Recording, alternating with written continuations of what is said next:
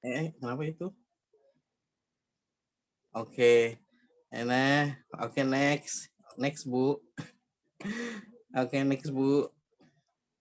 Jadi kita akan membahas tentang X-Men, apa itu mutant. Aduh, saya juga lupa ngumpulin file tentang ini, buku-buku saya. Next lagi. Ini yang terbaru berhubungan sama superhero ya kayak X-Men gitu. Next. Ini karya-karya yang digarap bareng Mas Isa. Oke, next. Next. Nah, ini Gosyonji juga karya terakhir. Masih canggung nih walaupun ini udah lama nggak ngisi acara. Oke, next. Ini komik Preman Tobat, ini komik Janisaris, superhero Islami gitu yang lagi saya buat. Nah, kita mulai dengan propaganda komik gitu. Karena X-Men sangat berhubungan sama propaganda. Nah, jadi ini ada artikel di Amerika namanya paper is a weapon of war. Nah, itu paper is weapon adalah artinya kertas bisa jadi senjata perang gitu. Padahal cuman sebuah kertas. Bagaimana bisa gitu. Oke. Next. Nah, ini adalah beberapa dokumentasi gambar Perang Dunia II ya. Tuh bahkan penerbit di Amerika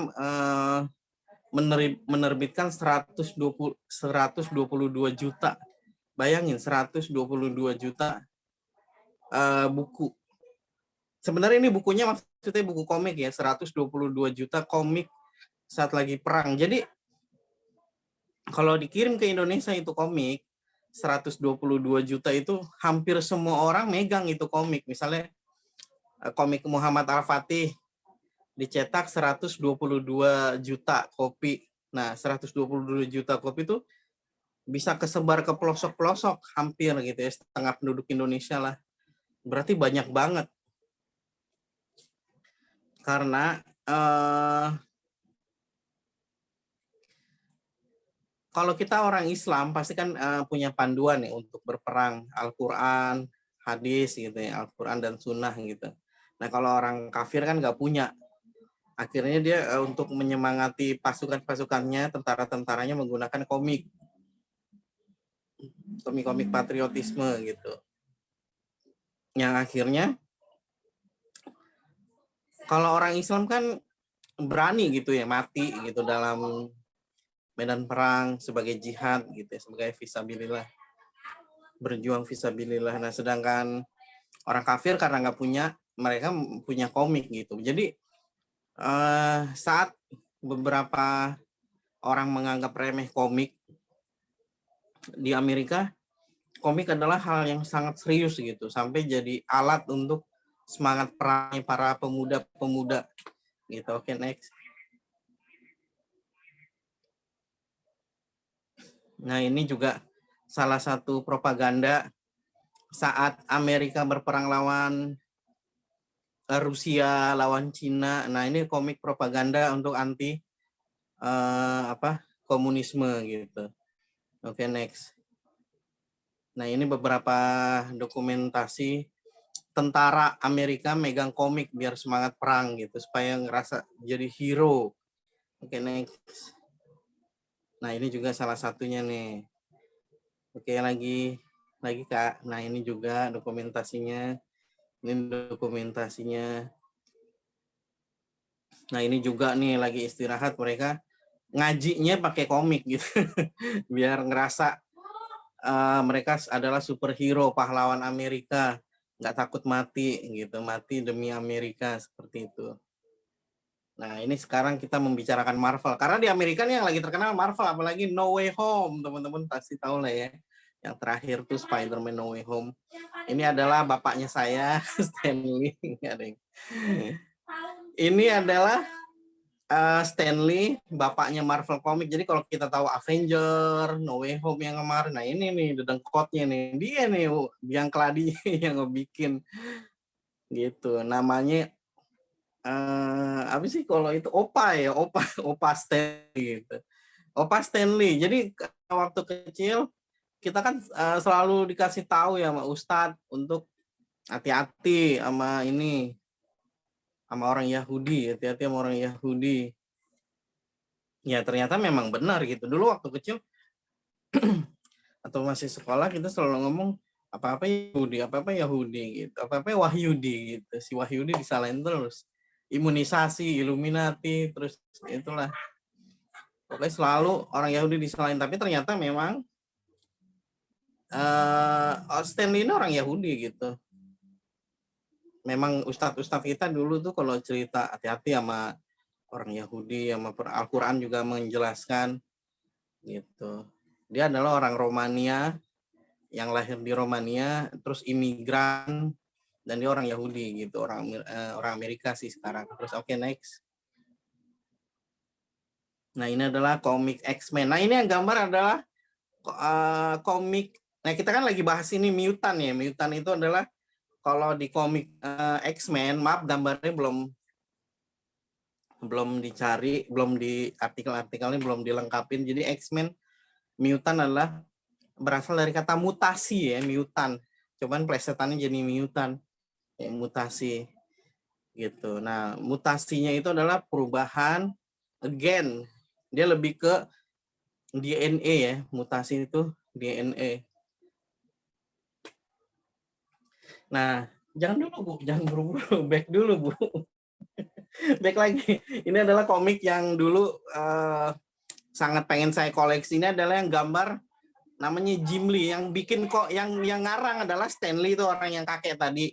Yang gambar adalah Jim Lee. Nah, Jim Lee adalah kokus yang saya sukai gitu karena garis gambarnya dia orang Korea.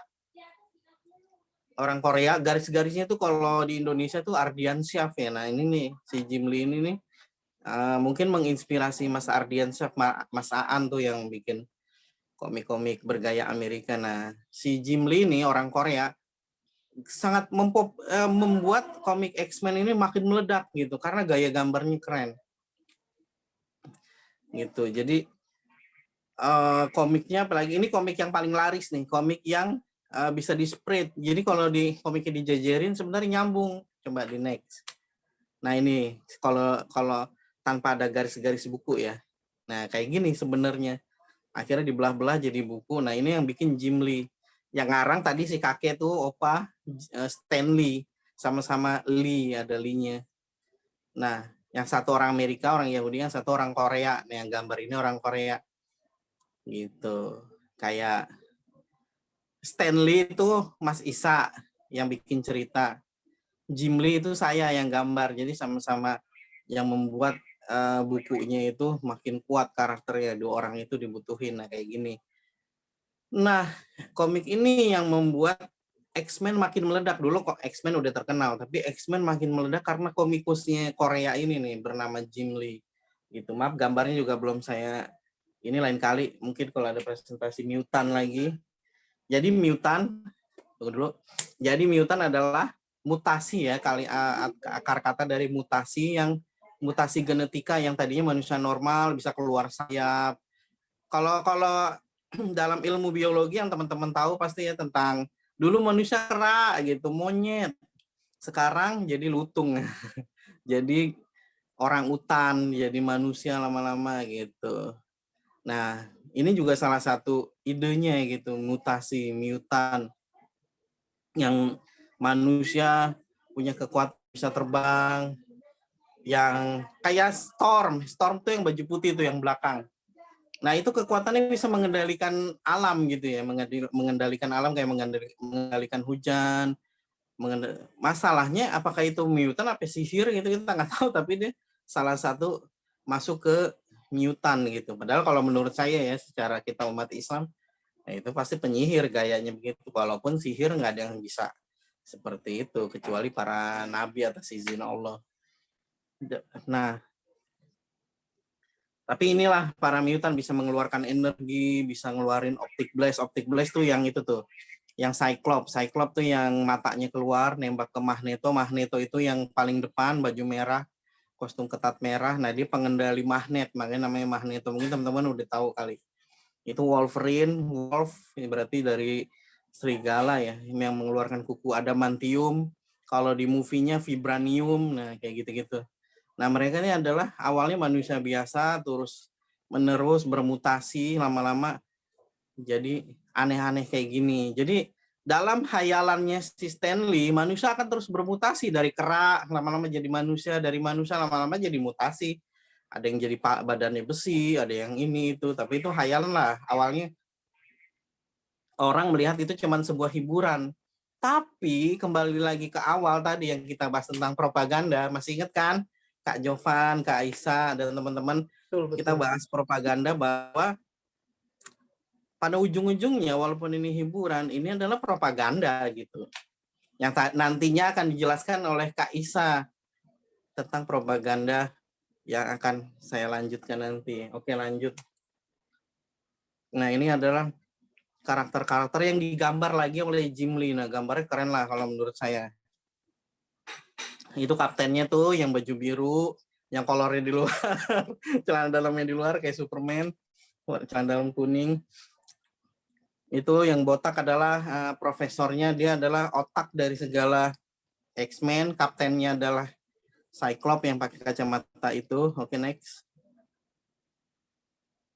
Nah, ini adalah Wolverine, ini yang paling populer. Ini yang saya munculin adalah sebenarnya X-Men atau mutant yang paling terkenal di dunia komik ya. Wolverine, manusia serigala, Cyclops tuh yang pakai kacamata kuning, emas sebenarnya warnanya emas, mengeluarkan optic blast, matanya itu buta, mesti pakai batu ruby. Itu yang garis di kacamatanya itu batu ruby itu, agar tidak mengeluarkan Gimana? Agar tidak mengeluarkan tidak menyakiti orang lah. Jadi matanya itu kalau dia melek itu bisa nembak orang kayak laser, bisa mati. Jadi angus, mungkin jadi tulang. Nah, dengan menggunakan batu ruby itu orang bisa selamat, dia bisa mengendalikan, mengontrol sinar di matanya. Mungkin teman-teman udah pernah nonton filmnya. Nah, ini adalah yang bawah yang megang tongkat adalah Gambit. Dia bisa mengeluarkan partikel ya, energi yang tongkatnya itu dari besi. Kalau energinya dikirim ke tongkatnya, dia bisa energinya itu bisa meledak, atau energinya ditransfer ke kartu remi atau kartu apa ya? Saya kurang nggak suka main kartu sih, kartu yang ada as, ada king, ada jack, yang kartu itu tuh nama kartu apa sih yang kalau dilempar, nah itu juga bisa meledak. Oke, next. Sebenarnya ini Profesor X. Nah, ini adalah Xavier ya.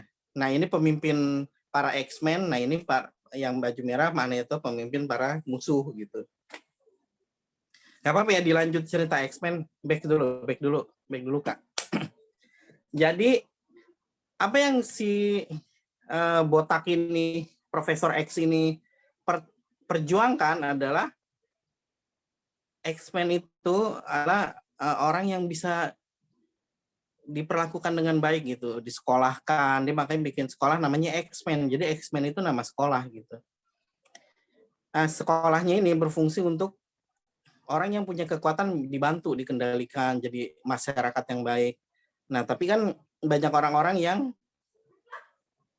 menghina. Nanti Kak Isa akan menjelaskan gitu. Apa hubungannya sama propaganda ini? Jadi di versi universe-nya dia, orang yang punya kelebihan, ceritanya orang punya kelebihan, orang yang punya kelainan gen, itu selalu dikucilkan gitu, selalu dikucilkan. Misalnya orang rasis lah, yang paling kita tahu tuh rasis, LGBT, LGBT, homoseksual. Dia zaman sekarang tuh disebutnya kan gen gitu, padahal zaman dulu penyakit kejiwaan ya, tapi sekarang disebutnya gen. Nah, karena dikucilkan, nah Magneto inilah orang-orang yang menampung orang yang dikucilkan untuk melawan manusia gitu. Manusia yang nggak punya, yang belum bermutasi gitu. Jadi dia akan jadi orang jahat, yang botak ini akan jadi orang baik, yang istilahnya dia kayak apa ya, penampung lah, yang mendidik orang-orang yang punya kekuatan nggak terkendali. Ayo jadi orang baik gitu. Kelihatannya benar ceritanya, kelihatannya, tapi lagi-lagi balik ke cerita awal tuh. Orang Amerika butuh propaganda. Oke, next. Mudah-mudahan ngerti ya sampai sini. Ini adalah kalau nggak salah namanya Kitty Pryde. Yang nangis nih, ada perempuan berkacamata, ini namanya Kitty Pryde. Dia lagi konferensi pers. lagi seminar, dia nangis karena dia seorang mutant. Mungkin nggak semua mutant bentuknya serem. Kitty Pryde ini salah satu X-Men yang punya kekuatan bisa tembus tembok. Mungkin kalau ada yang nonton film X-Men, udah nonton yang lari ke tembok dia bisa tembus. Nah ini Kitty Pryde. Kitty Pryde ini lagi ceritanya dalam ini lagi seminar kesedihan orang-orang yang punya kelebihan-kelebihan itu. Padahal di dunia nyata mah orang pinter atau orang yang punya kelebihan pasti nggak selalu digituin ya. Oke, next. Tapi mungkin ini dia melihat sisi rasis gitu. Ini salah satu gambaran X-Men tuh selalu dihina. Tuh ada saya nggak bisa bahasa Inggris tapi si bapak tua ini nih, you dare call that thing human gitu. Beraninya kamu nyebut dia ini manusia gitu. Ini yang mukanya biru, ini bukan manusia gitu. Padahal si mutant pengen banget dibilang manusia gitu. Nanti akan ada hubungan ini sama propaganda nih. Dia pengen banget disebut manusia, dia manusia juga. Sebenarnya kalau dalam Islam itu bagus ya. Semua manusia di mata, dan menurut Allah kan ya, semua manusia di mata di mata Allah itu sama. Yang membedakan amal perbuatan gitu. Tapi ini versinya X-Men lah. Oke, next Kak. Nah ini juga salah satu nih.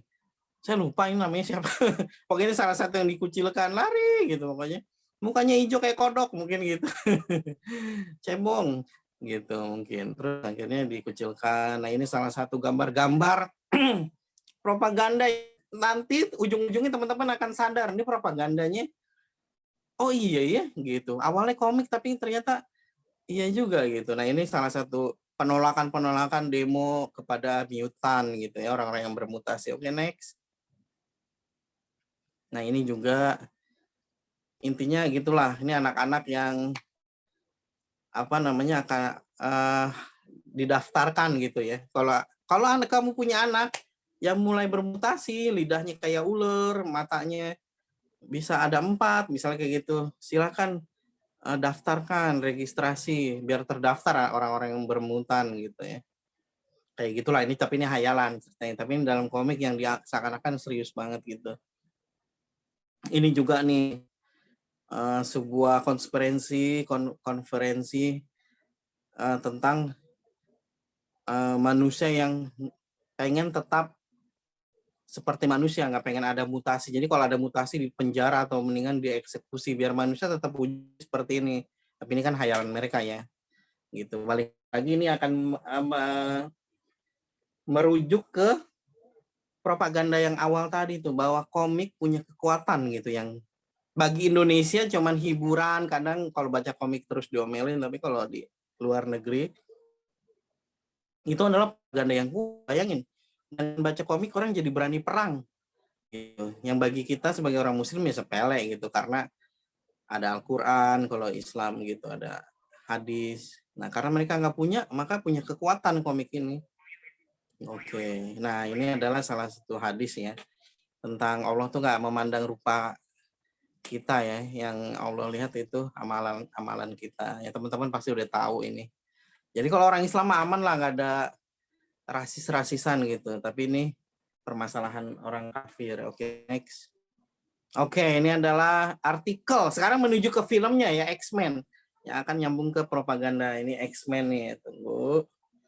Nah ini menurut Kenny Clifton. Menurut Kenny Clifton nih, penulis dari Red Letter Stories. Nah, Bryan Singer adalah sutradara X-Men, tahu kan lah ya film X-Men 1. Kalau nggak tahu ya, saya kasih tahu nih, Bryan Singer adalah sutradara adalah yang menggerakkan film lah ya, orang yang utama yang membuat film itu, membuat film X-Men yang tadi kita bahas. Nah itu telah memberitahu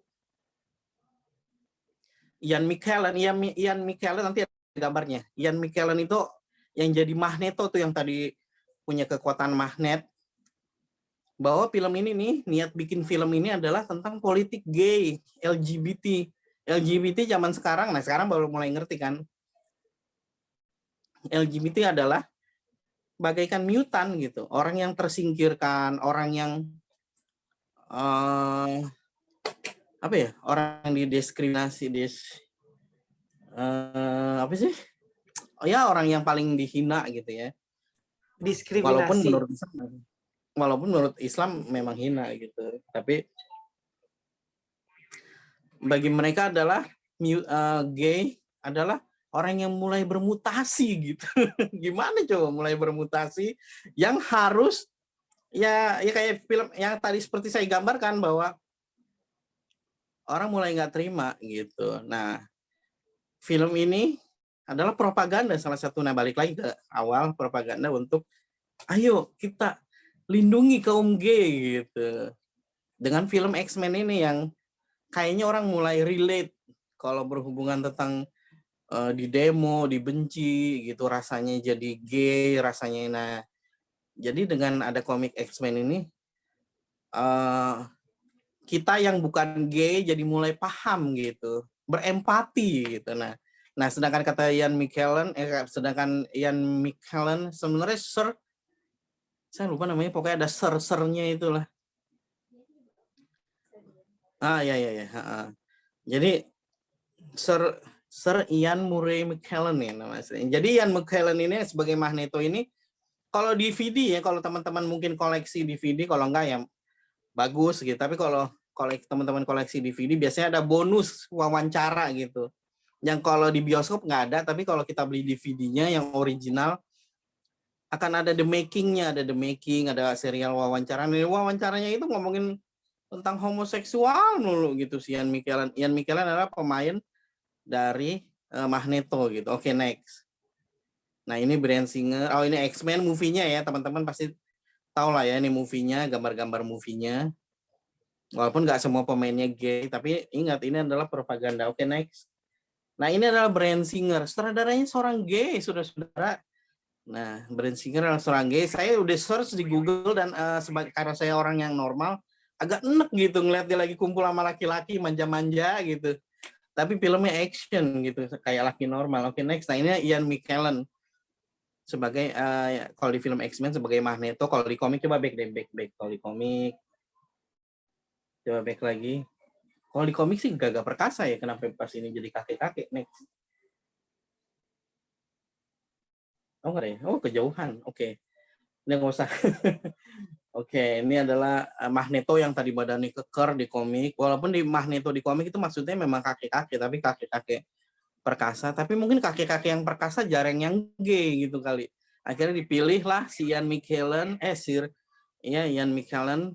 Ian McKellen adalah seorang gay, sutradaranya seorang gay. Jadi tentang orang. Jadi produsernya juga mencari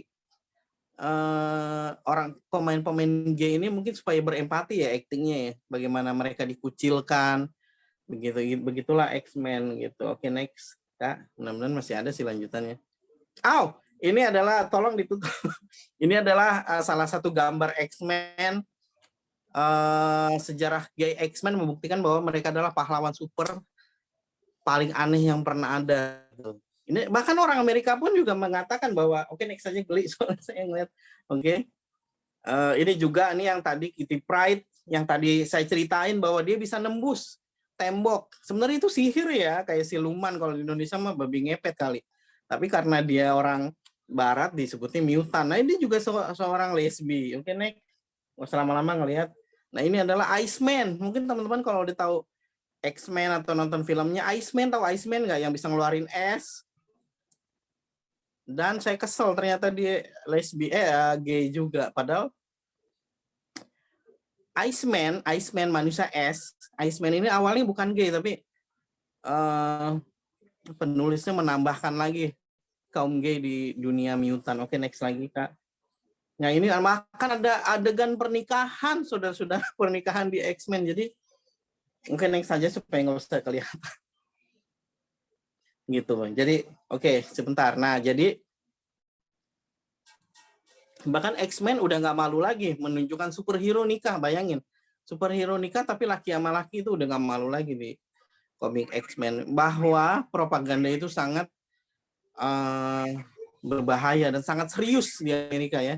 Yang kalau kita dengar tuh Illuminati, Freemason, Remason, Illuminati. Nah, itulah yang mereka lakukan. Oke, next. Itulah yang dilakukan oleh orang Yahudi. Ini adalah propaganda saat mereka berperang melawan Nazi. Jadi waktu mereka melawan Nazi, maka dibuatlah Kapten Amerika supaya rakyat Amerika merasa apa namanya patriotisme, cinta negaranya. Nah ini adalah sebenarnya ini Shazam, baju biru sebenarnya itu Shazam ya, Kapten Marvel. Oke nih. Ini Superman mendukung angkatan laut dan angkatan daratnya Amerika. Jadi supaya angkatan laut dan angkatan daratnya Amerika itu semangat, seakan-akan mereka didukung sama Superman, sama alien gitu, yang nggak punya negara tiba-tiba ikut dukung Amerika. Nah inilah disebut propaganda. Ini juga adegan di mana seakan-akan Superman mengadili si Hitler sama Stalin, orang Rusia, orang Jerman.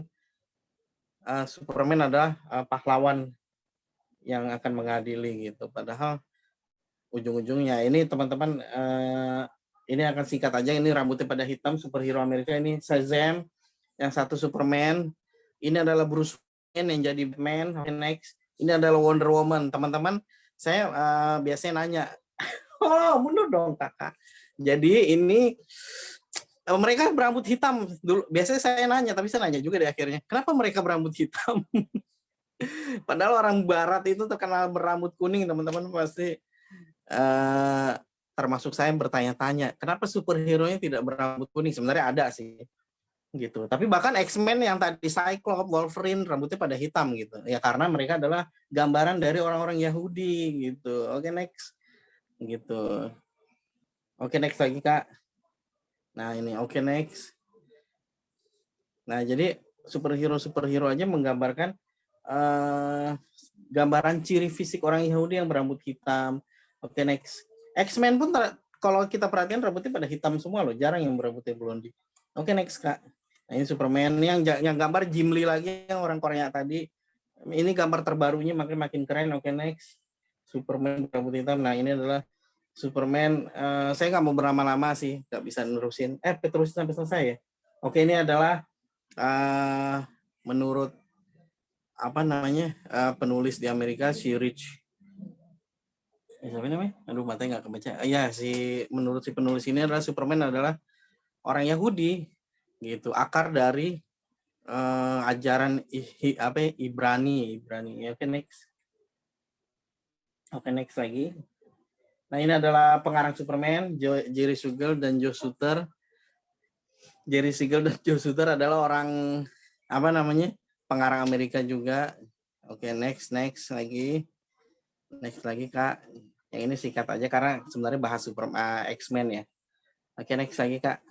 Nah, ini adalah Superman. Next lagi, Kak. Ini Batman ya. Nah, ini juga Batman, Superman. Ini adalah Bob Kane yang ngarang Batman. Oke, next. Nah, Bob Kane juga sebenarnya adalah orang Yahudi. Next lagi, Kak. Satu kali lagi. Nah, dia adalah orang Eropa Yahudi. Jadi Batman yang ngarang juga orang Yahudi. Ini poster asli, yang kanan yang versi movie, yang kiri adalah versi asli untuk ngajakin perang. Untuk menyemangati pemuda untuk ikut perang. Ini poster aslinya dari Amerika. Jadi dulu kalau kita orang Muslim punya Al-Quran dan Sunnah, Al-Quran dan Hadis, mereka punya poster ini buat semangat perang, dan ini serius gitu, dan mereka beneran serius jadi semangat perang. Itulah propaganda gitu. Oke, next, Kak. Ini adalah Kapten Amerika.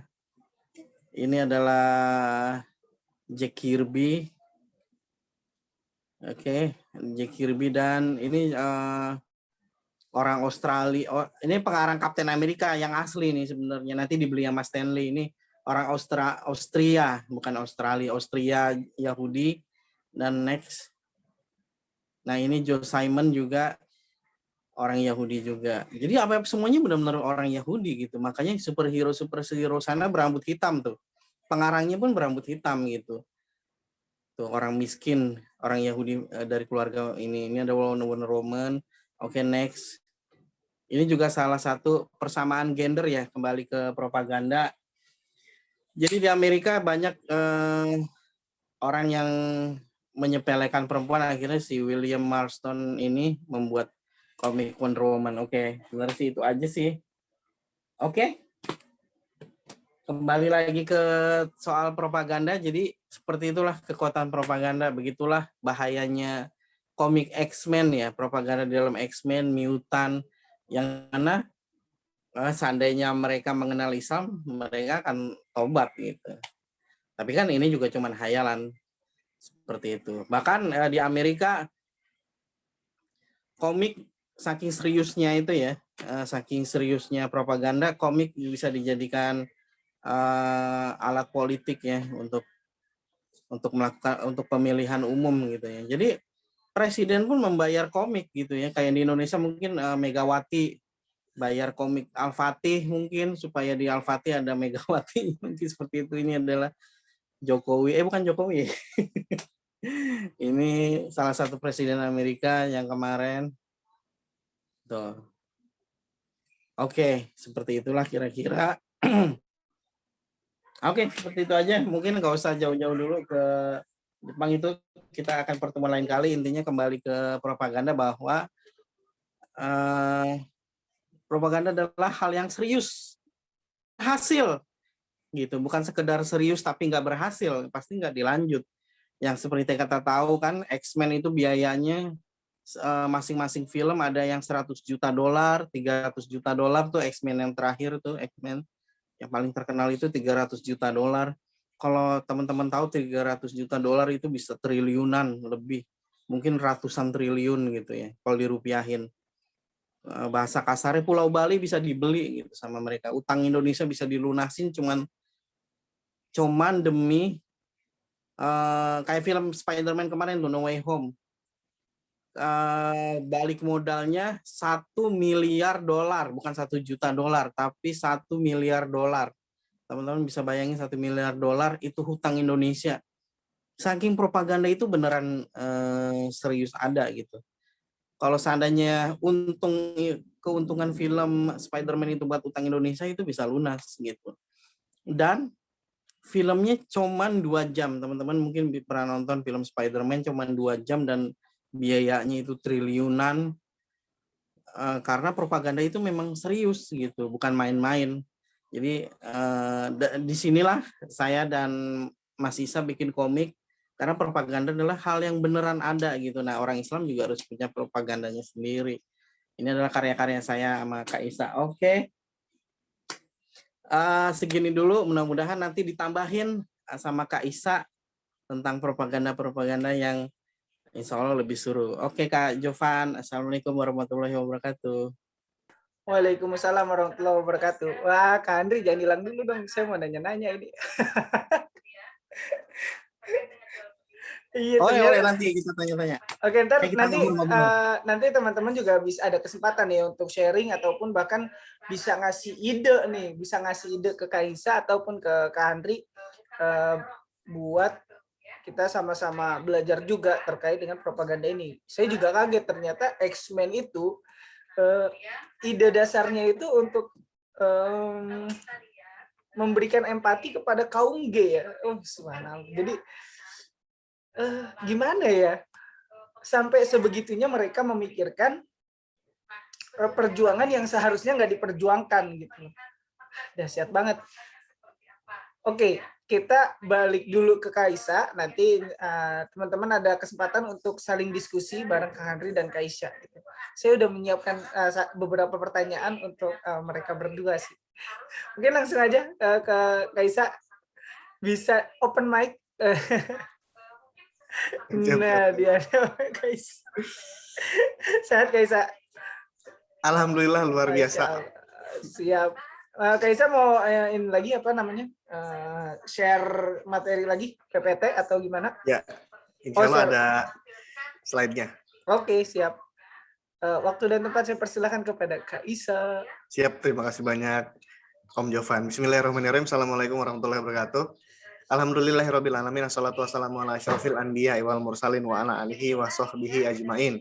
A'udzubillahi minasyaitonir rajim. Bismillahirrahmanirrahim. Rabbi shrah li sadri wa yassir li amri wahlul 'uqdatam min lisani yafqahu qawli. Bismillahirrahmanirrahim. La ilaha illa anta subhanaka inni kuntu minaz zalimin. Alhamdulillah dari tadi saya mendengarkan presentasinya Kak Handri, mind blowing sekali ya. Ada banyak hal yang mungkin kita belum ketahui, kemudian diungkapkan dengan sangat luar biasa ya. Saya juga baru tahu bahwa ternyata komik khususnya X-Men yang memang merupakan kisah tentang orang-orang yang bermutasi ya, itu ternyata memiliki muatan-muatan propaganda yang serius di belakangnya. Nah, dan ini tentu saja bagi kita sebagai muslim harus betul-betul kita waspadai begitu. Ya karena memang segala propaganda yang diungkapkan oleh serial-serial tadi, oleh komik-komik tadi, itu adalah propaganda yang sebenarnya berbahaya bagi kita sebagai muslim. Ya sebenarnya secara umum propaganda itu berbahaya bagi seluruh umat manusia. Kenapa begitu? Kalau misalnya tadi diungkap oleh Kak Handri bahwa X-Men pada hakikatnya adalah sebuah upaya untuk membuat kita semua menjadi toleran, menjadi maklum, menjadi membiarkan terhadap eksistensi orang-orang yang suka melakukan penyimpangan seksual ya, homoseksual misalnya, gay, lesbian. Nah, kalau misalnya kita sudah jadi maklum, oh biarin aja deh, kan mereka juga manusia ya begitu, kan mereka juga saling mencintai. Nah, ini terjadi perubahan-perubahan nilai yang sebenarnya sangat berbahaya. Ya bagaimana tidak berbahaya kalau misalnya cinta itu sekedar suka sama suka kemudian boleh menikah ya, maka ini jelas adalah sebuah hal yang sangat keliru. Yang penting saya mencintai pasangan saya, entah pasangan saya itu apakah sesama lelaki misalnya begitu. Ya seperti tadi ada diungkapkan juga ya di dalam salah satu gambar slide dari Kak Handri. Ada pernikahan sesama jenis bahkan di salah satu serial komik X-Men tadi. Bagaimana mungkin ya saling mencintai terus menikah, tetapi laki sama laki begitu. Nah, dari sini aja kawan-kawan sekalian harus betul-betul kita waspadai ya, bahwa sebenarnya tujuan dari rasa suka atau rasa cinta itu apa. Nah, mereka semua ya orang-orang kafir misalnya, orang-orang barat, mereka tidak mendapatkan gambaran yang jelas rasa cinta, rasa suka itu sebenarnya tujuannya ada di dalam diri kita itu apa. Nah, di dalam Islam, ini sedikit intermezzo ya sebelum saya buka slide-nya. Di dalam Islam, Allah Subhanahu wa taala telah menjelaskan bahwa adanya rasa suka, adanya rasa cinta di dalam diri manusia itu bukan sekedar untuk bersenang-senang belaka. Tetapi adanya rasa suka dan rasa cinta dalam diri manusia pada hakikatnya bertujuan untuk melanjutkan keturunan, untuk reproduksi supaya ras manusia tidak punah, supaya di masa depan ada generasi-generasi berikutnya yang akan tetap melestarikan kehidupan ini. Kalau misalnya secara logika orang-orang semuanya misalnya pada menyukai sesama jenis, kemudian mereka mencintai sesama jenis, kemudian dibiarkan menikah sesama jenis, maka rasa cinta seperti itu tidak akan menghasilkan apa-apa. Menikah nih laki sama laki, apa hasil dari pernikahan itu? Nggak ada ya. Bagaimana mungkin laki sama laki menikah terus akan menghasilkan anak? Nggak akan mungkin. Padahal adanya rasa cinta, kemudian ada ikatan pernikahan, tujuannya adalah supaya nantinya dihasilkan keturunan, dihasilkan manusia-manusia baru, ada reproduksi demi melanjutkan keturunan dan melanjutkan generasi supaya ras manusia tidak punah, supaya ras manusia tidak hilang di masa depan. Nah, itulah sebenarnya kawan-kawan sekalian ya tujuan dari diciptakannya rasa cinta, rasa suka dari Allah Subhanahu wa taala. Ya kalau rasa suka dan rasa cinta itu ya harus kepada lawan jenis lah. Ya harus kepada lawan jenis, diikat dengan ikatan pernikahan. Lah bagaimana mungkin rasa cinta dan rasa suka itu diarahkan kepada sesama jenis? Sebab rasa suka dan cinta kepada sesama jenis tidak akan menghasilkan apa-apa. Nah, itu sedikit intermezzo. Semua-muanya itu tentu saja melanjutkan dari presentasinya Kak Henry tadi, berakar kepada paham kebebasan. Ya, paham kebebasan atau liberalisme yang memang diterapkan selama bertahun-tahun di peradaban barat dan mereka mempropagandakannya kepada kita kaum muslimin di negeri-negeri Islam.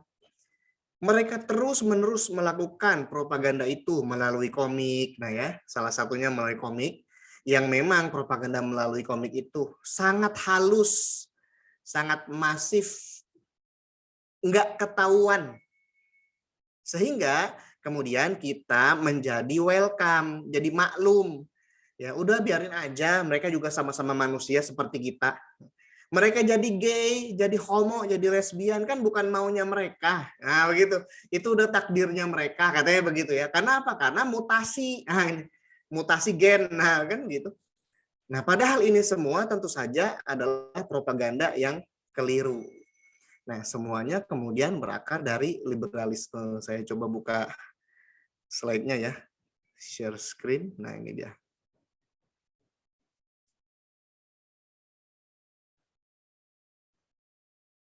Nah, ya. Udah kelihatan ya kawan-kawan semua, alhamdulillah. Nah, saya ingin lebih mendalami lagi tentang paham yang membuat propaganda-propaganda tadi menjadi eksis, menjadi boleh, yaitu paham kebebasan. Ya, yang kita kenal sebagai liberalisme. Liberal sendiri artinya bebas, kemudian dia menjadi isme, menjadi paham yang itu kemudian dijadikan sebagai nilai yang diterapkan di tengah-tengah masyarakat, yang dari sana aktivitas masyarakat ya didasarkan gitu. Nah, liberalisme sendiri kawan-kawan sekalian adalah sebuah filosofi ya. Liberalism is a political and moral philosophy based on liberty. Nah, ya. Filosofi moral dan politik berdasarkan kebebasan. Bebas, pokoknya segala-galanya bebas ya. Consent of govern and equality before the law. Nah, itu. Tetapi basic dari segala-galanya adalah kebebasan. Tentunya kita sudah juga mengenal bahwa kebebasan itu ya hanya dibatasi oleh kebebasan orang lain katanya. Kan kalau misalnya kita hanya berdasarkan bebas, lah terus standar bebasnya apa? Yang membatasi kebebasan itu apa? Nah, kemudian dirumuskan kembali kebebasan di sini dibatasi oleh kebebasan orang lain. Jadi kalau misalnya kita melakukan kebebasan, kemudian kebebasan yang kita lakukan itu mengganggu orang lain. Nah, disitulah batasannya. Ya, begitu ya rumusan dasar dari paham liberalisme ini. Nah, artinya kalau misalnya seperti ini pahamnya, kalau misalnya ada orang misalnya ya di tengah jalan misalnya dia. Ya mohon maaf nih, dia di tengah jalan bercumbu misalnya begitu. Ya, bercumbu dia di tengah jalan. Nah, ketika dia bercumbu di tengah jalan itu, tapi dia tidak ngegodain orang misalnya, tidak mengganggu orang, tidak menyakiti dan tidak memukul orang, tidak memaki-maki orang, tapi dia bercumbu di tengah jalan misalnya. Nah, maka saat itulah dia tidak boleh diganggu. Ya, biarin aja dia melakukan perbuatan seperti itu. Kenapa? Karena bebas, bebas aja. Ya, toh dia nggak menyakiti orang, toh dia nggak melakukan perbuatan apa-apa yang melanggar hukum, ya. Toh dia tidak menghina orang, itu dia. Kebebasan itu pada hakikatnya seperti itu. Dan ini semua sudah lama sekali diterapkan di tengah-tengah peradaban barat. Ya, Amerika misalnya, Eropa misalnya. Ya orang mohon maaf mau ciuman kayak misalnya di tengah jalan begitu ya. Ya kan dibiarkan saja, yang penting mereka tidak mengganggu orang, tidak menyakiti orang, tidak melakukan perbuatan kriminal misalnya, nggak maling, cuman ciuman misalnya begitu ya. Nah, makanya kalau misalnya kita mungkin ke Amerika kali ya kan, ke Eropa kali akan kita temukan hal-hal seperti itu gitu. Nah, tentu saja ya hal ini sangat-sangat jauh beda sekali dengan Islam, sangat-sangat bertentangan sekali dengan Islam. Nah, berikutnya kawan sekalian, liberalisme itu tumbuh subur dan berkembang ya di daratan Eropa pada zaman pencerahan atau abad ke-16. Ini 16 ya. 16 abad 18 ya, abad 18 Masehi kelihatan. Abad ke-18 Masehi. Kenapa begitu? Ya memang sebelum-sebelumnya ya awal-awalnya memang paham kebebasan ini adalah paham yang sangat-sangat ditentang pada awalnya. Kenapa? Ya sebab memang pada saat itu sebelum-sebelumnya abad 14, abad 15 ya, Eropa dikuasai oleh institusi keagamaan. Ya.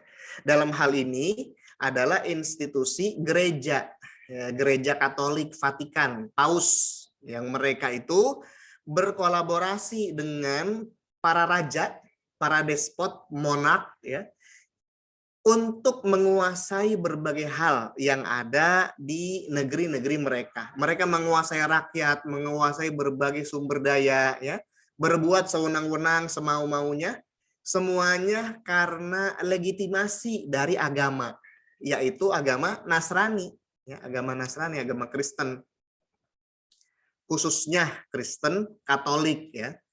Makanya kemudian sebagaimana juga cukup sering saya ungkap dalam presentasi-presentasi yang lalu, itu di Kristendom, ya, Kristendom itu daratan Eropa, itu mereka dikuasai oleh agama Kristen Katolik begitu. Nah, bagian-bagian timur Eropa ya dikuasai oleh Kristen Ortodoks, ya. Nah, semua ini tentu saja kemudian menghasilkan kesenjangan sosial, ya, menghasilkan penindasan, menghasilkan penderitaan dan kesengsaraan rakyat yang sangat parah sekali. Ya, para raja karena dia memandang bahwa dia adalah perwakilan Tuhan di muka bumi, maka dia bebas untuk berbuat apa saja.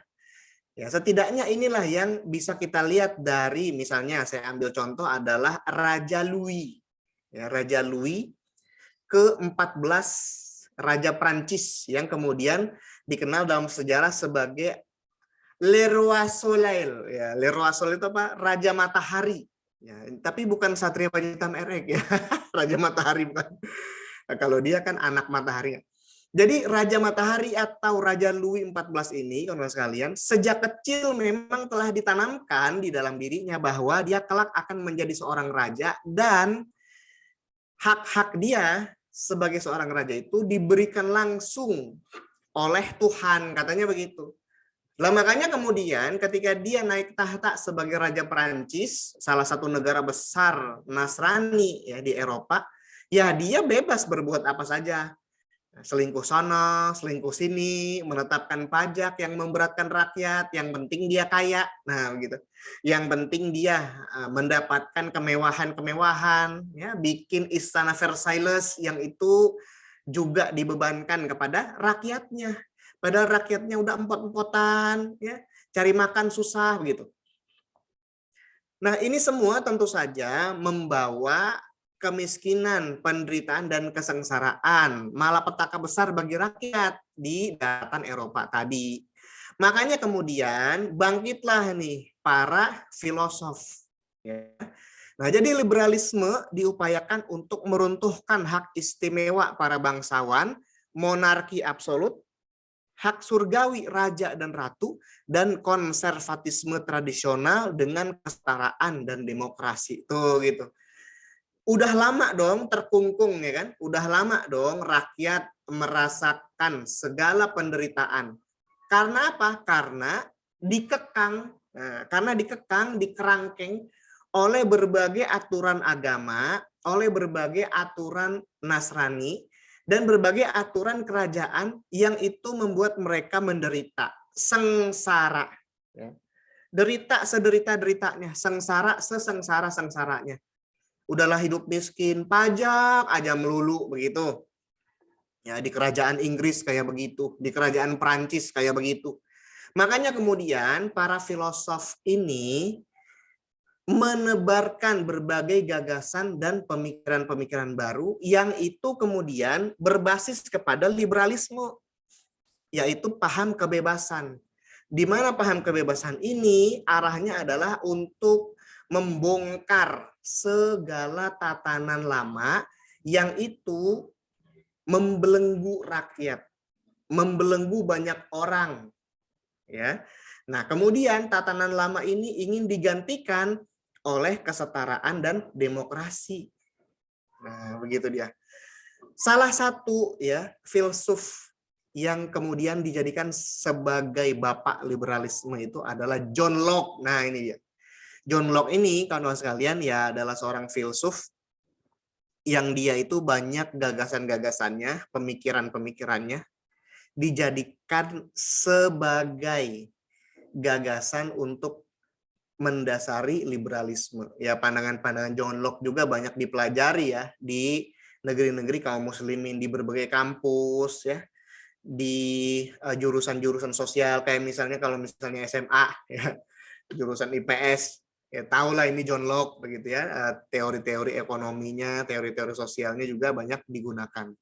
Nah, berikutnya adalah Voltaire. Nah, ini ya, Voltaire melakukan pembelaan terhadap kebebasan individu, kebebasan berbicara, dan mendorong pemisahan agama dari negara. Ini Voltaire ini adalah nama pena. Ya, nama aslinya adalah François Marie Arouet. Ya, gitu. Nah, jadi si Voltaire ini, kawan sekalian, betul-betul menggalakkan kebebasan. Ya, kebebasan.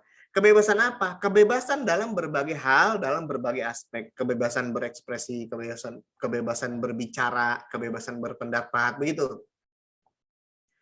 Nah, salah satu yang kemudian menjadi dasar dari kebebasan ini adalah tindakan dia menghina agama nih. Dalam naskah drama yang rilis pada tahun 1736, Voltaire menghina Nabi Muhammad SAW sebagai penipu, nabi palsu, fanatik, dan hipokrit. Nah, itu fanatism au Mahomet. Nah, uzubillah min zalik. Kenapa dia melakukan itu, kawan-kawan sekalian? Karena paham kebebasan itu. Bebas dong, Eke ngomong apa aja tentang agama, ya.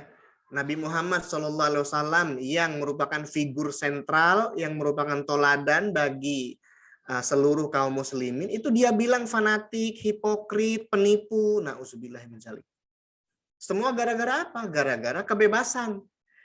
Ya, bukan cuma Nabi Muhammad SAW saja yang dihina sama dia, begitu. Dia juga menghina ajaran-ajaran Nasrani, ya. Yesus Kristus misalnya, habis dia hina itu, ya. Bahkan lebih parah lagi menghina Yesus Kristus, gitu. Nah, ini semua kawan sekalian karena dasarnya adalah apa? Liberalisme tadi.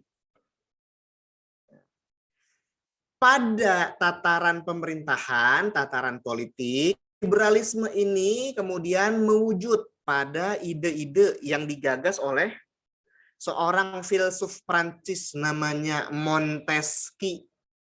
Dia menggagas sebuah sistem yang kemudian menjadi 3 lembaga besar dalam negara demokrasi, ya. Itu dia trias politika. Ini betul-betul digunakan oleh negeri-negeri muslim hari ini. Apa saja itu? Trias politika itu adalah pembagian kekuasaan ke dalam 3 lembaga, gitu. Kan kalau misalnya dulu ketika zaman kerajaan, ya, ketika zaman Eropa dikuasai oleh institusi agama, kekuasaan dipegang oleh satu orang. Ya, oleh siapa? Oleh raja dong. Nah, Montesquieu kemudian memandang bahwa kalau kekuasaan itu dipegang oleh satu orang, maka akan cenderung menjadi tirani, akan cenderung menjadi despot, ya, menjadi despotis, menjadi sewenang-wenang begitu. Nah, makanya bagusnya kata Montesquieu, kekuasaan itu dibagi-bagi ke dalam lembaga-lembaga yang berbeda-beda. Apa saja? Lembaga pelaksana itulah eksekutif. Nah, kemudian ada lembaga pembuat aturan, pembuat undang-undang. Apa itu? Legislatif. Nah, ada lagi lembaga pengawas yang mengawasi kedua lembaga yang lain apakah melaksanakan dengan baik aturan itu tadi atau bukan. Apa itu lembaganya? Yudikatif. Nah, itu ya. Nah, untuk eksekutif misalnya, kemudian diterapkan yaitu lembaga kepresidenan. Nah, kepresidenan itu eksekutif. Legislatif itulah DPR, MPR, ya, DPRD misalnya. Kemudian yudikatif apa? Mahkamah Agung, Mahkamah Konstitusi, ya. Nah, itulah dia yang yudikatif. Nah, 3 kekuasaan ya yang dibagi-bagi dalam 3 lembaga ini dasarnya dari ide Montesquieu. Nah, berikutnya kawan-kawan sekalian, liberalisme pun dipaksakan kepada kaum muslimin dengan penerapan tanzimat oleh Sultan Abdul Majid I pada tahun 1839. Nah, jadi memang ketika itu ya, Montesquieu sendiri dia sebenarnya melakukan penghinaan-penghinaan terhadap Islam dan kaum muslimin. Tulisan-tulisannya yang dimuat dalam The Persian Letters menyatakan bahwa dia menyebut Turki Utsmani sebagai a sick man, orang sakit, ya. Orang sakit dari Eropa. Nah, coba, tetapi dia pemikiran-pemikirannya diadopsi oleh kaum muslimin, padahal dia menghina kaum muslimin. Na'udzubillahi min dzalik. Nah, itulah dia yang kemudian terjadi pada Turki Utsmani. Ketika menjelang masa-masa keruntuhannya, ya, pada abad ke-19, itu diterapkanlah konsep-konsep demokrasi seperti tadi. Ya, diawali dari era Tanzimat yang digalakkan oleh Sultan Abdul Majid I pada tahun 1839, yang mana sebenarnya yang menjadi arsitek utama dari Tanzimat ini adalah wazirnya, Wazir Agung ya Turki Utsmani, yaitu Mustafa Rashid Pasha, seorang yang telah tercelup oleh pendidikan barat dan juga seorang anggota Freemasonry. Dia itulah yang menjadi arsitek utama dari Tanzimat ini. Setelah digalakkannya Tanzimat ini, kawan-kawan sekalian, di tengah-tengah kaum muslimin diberlakukan kebebasan beragama. Oh, bagus dong kebebasan beragama. Oh, tidak sama sekali. Kenapa begitu? Sebab setelah diterapkan kebebasan beragama ini, orang mau murtad bebas, terserah. Ya, orang katanya dibiarkan untuk memeluk agama apapun. Ya, orang Islam kalau mau murtad terserah dia. Nah, begitu. Terjadilah pada saat itu, kawan-kawan sekalian, hal-hal yang dulu jauh sebelum itu tidak pernah terjadi. Padahal apa? Padahal Rasulullah SAW sendiri menyatakan bahwa orang yang murtad itu harus dihukum mati.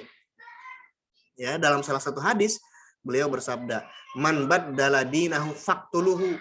Barang siapa yang mengganti agamanya, ya, yang murtad, artinya orang Islam, kemudian dia keluar dari Islam, faqtuluhu, ya, hukum matilah, bunuhlah, begitu. Nah, tetapi gara-gara ada Tanzimat ini, kawan-kawan, orang yang murtad sudah tidak boleh diapa-apakan, tidak boleh ditangkap, tidak boleh dipenjara, dan tidak boleh dibunuh. Kenapa? Kan kebebasan beragama. Nah, itu dia. Ya.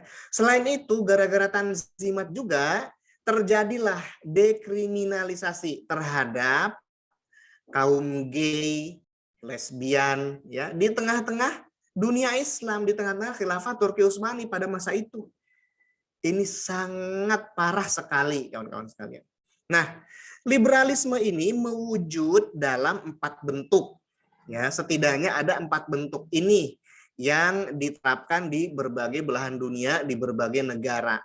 Yang kesemuanya ini bertentangan dengan agama kita, bertentangan dengan Islam. Yang pertama adalah freedom of religion, hurriyatul aqidah, kebebasan beragama. Apa itu? Setiap orang bebas untuk memeluk agama apapun, keluar masuk agama apapun, bahkan untuk tidak memeluk agama pun bebas. Ya. Nah, ini bertentangan nggak? Ya, bertentanganlah, jelas sebagaimana tadi yang sudah saya singgung. Ya, kebebasan beragama itu bertentangan dengan Islam. Iya, Islam tidak memaksa orang untuk masuk ke dalam agama Islam. Ya, orang mau memeluk agama apapun nggak boleh dipaksa, begitu. Tetapi kalau misalnya orang sudah memutuskan untuk masuk Islam, maka dia wajib untuk berpegang kepada Islam sampai mati. Kalau dia keluar lagi dari Islam, dia harus dihukum mati, ya, oleh negara, begitu. Itulah aturan Islam. Nah, tetapi di dalam freedom of religion yang terjadi adalah bebas pokoknya. Mau pakai agama kek, mau kagak kek, bebas.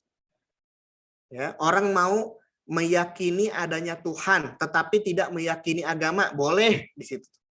Ya, makanya di dalam peradaban Barat itu banyak orang yang agnostik istilahnya. Agnostik itu apa? Agnostik itu adalah ketika seseorang yakin Tuhan itu ada. Ada Tuhan itu. Dia yang menciptakan langit dan bumi. Tetapi dia tidak mau meyakini agama apapun. Tidak mau masuk ke dalam agama apapun. Karena dia memandang setiap agama itu fraud. Setiap agama itu penipuan. Katanya begitu. Ya, tapi sama Tuhan dia percaya. Gitu. Nah, berikutnya adalah freedom of speech. Ya, kebebasan berbicara, kebebasan berpendapat. Ya, kebebasan untuk menyatakan pendapat begitu. Nah, di sini kalau sekalian, kebebasan berpendapat ini juga bertentangan dengan Islam. Kenapa? Sebab gara-gara ada kebebasan berpendapat atau kebebasan berbicara ini, orang jadi bebas ngomong apa aja. Menghina Rasulullah bebas, menghina Islam bebas. Ya, menghina Nabi Isa, Yesus Kristus bebas, terserah. Menghina agama-agama bebas. Ya. Sementara di dalam Islam yang diajarkan oleh Rasulullah SAW itu adalah orang harus berbicara yang baik saja. Nah itu, ya, sebagaimana disabdakan oleh Rasulullah SAW, man nabillahi wal yaumil akhir falyakul khairan aw liyaskut. Nah, barang siapa beriman kepada Allah dan hari akhir, maka berkatalah dia yang baik atau diam. Ya, bagaimana berbicara itu juga diatur di dalam Islam. Tidak boleh berbicara sembarangan. Tidak boleh berbicara seenak perut sendiri misalnya, mengatai orang begitu ya, menghina, membuli orang, tidak boleh. Artinya dalam Islam tidak boleh orang bebas berbicara seenak udelnya sendiri, nggak boleh. Yang harus diungkapkan, yang harus dibicarakan ya menurut aturan Islam itu adalah yang baik. Kalau mau bicara yang baik. Atau kalau kamu nggak bisa berbicara yang baik, diem. Nah itu. Nah tetapi di dalam liberalisme udah bebas berbicara. Apa aja boleh. Ya, kenapa begitu? Sebab ya dulu sebelum liberalisme ini berkembang, orang dilarang berbicara. Berbicara apa aja ya, itu ntar ditangkap sama raja, hukum mati misalnya begitu. Makanya kemudian mereka menjadi menggalakkan ide bebas berbicara seperti itu. Nah, Islam sangat menentang paham bebas berbicara ini, freedom of speech ini. Berikutnya adalah freedom of ownership. Ya. Hurriyatut tamalluk, kebebasan kepemilikan, kebebasan memiliki. Ya. Ini juga jelas sangat bertentangan dengan Islam. Kenapa begitu? Ya, sebab di dalam Islam sudah diatur secara jelas dan secara rinci mana-mana saja barang yang boleh dimiliki dan mana-mana saja barang yang tidak boleh dimiliki. Tuh. Nah, kalau di dalam konsep liberalisme kebebasan kepemilikan ini, orang selama sanggup, selama kaya, selama punya duit banyak, dia mau beli apa saja, suka-suka dia, bebas. Ya. Orang kalau punya duit mau beli sungai kek, mau beli laut kek, mau beli pulau kek, bebas. Ya, ada banyak sekali ya berkembang di luar sana gitu. Orang yang punya pulau misalnya gitu. Satu pulau punya dia sendiri, luar biasa begitu kan. Nah, sementara dalam Islam sudah dijelaskan dalam salah satu hadis Rasulullah SAW, beliau bersabda, "An-nasu syuraka'u an thalathin, ya, an-naru wal kala'u wal ma'u." Manusia itu berserikat di dalam 3 hal, yaitu air, api, dan padang rumput. Nah, ada banyak ulama menjelaskan bahwa 3 poin tadi ya kemudian dikiaskan dengan sifat-sifatnya. Misalnya api, kan sebut oleh Rasulullah SAW api. Maka api itu kemudian dikiaskan dengan berbagai benda yang bisa membuat sesuatu jadi nyala. Apa itu? Barang tambang misalnya, ya, emas, perak, kemudian minyak bumi, gas bumi, itu api.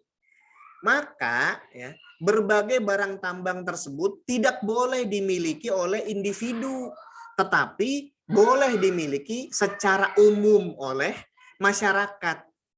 Nah, makanya dalam Islam berbagai barang tambang tidak boleh dimiliki oleh swasta. Nah, makanya kayak Freeport lah misalnya, ya kan, Newmont gitu, atau apa Blok Wabu lah dan sebagainya yang sekarang sedang dikuasai oleh swasta, itu pada hakikatnya dilarang oleh syariat Islam untuk dikuasai oleh swasta, sebab dia adalah barang tambang yang harus dimiliki oleh semua orang. Kita semua boleh untuk menikmati barang tambang tersebut. Nah, artinya negara harus mengelola barang tambang tersebut supaya manfaatnya bisa dirasakan oleh seluruh rakyat. Nah, kalau sekarang misalnya berbagai barang tambang tadi dikuasai swasta, hasilnya dikeruk semua sama mereka, sama Freeport misalnya gitu.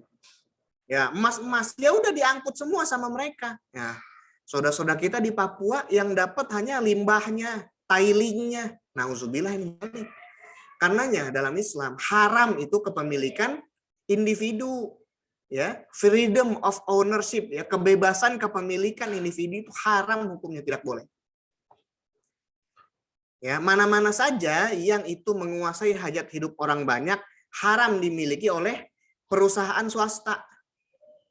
Nah, tetapi dalam konsep liberalisme bebas orang mau memiliki apa saja kalau dia punya banyak uang. Jelas ini adalah konsep yang sangat luar biasa merusak. Berikutnya adalah a freedom of expression, kebebasan berekspresi, ya. Hurriyatus syakhsiyah, kebebasan berkepribadian, kebebasan berekspresi.